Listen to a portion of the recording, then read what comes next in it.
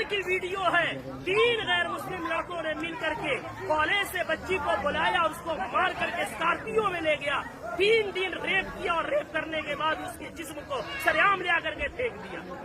آئے دن یہ خبریں آ رہی ہیں۔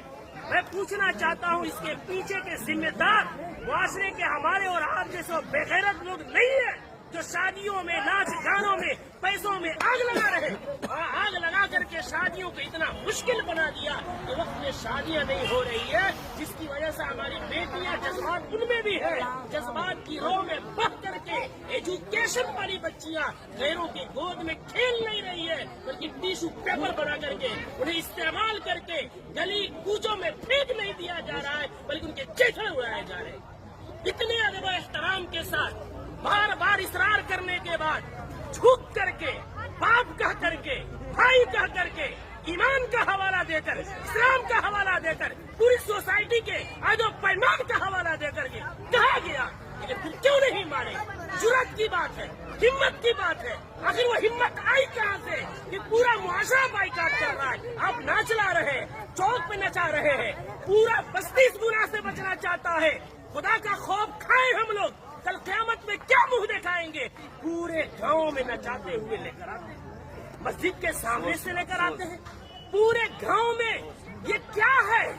اس کو ضد نہیں کہتے ہیں تو اور کیا کہتے ہیں؟ اس کو ہٹ درمی نہیں کہتے ہیں تو کیا کہتے ہیں؟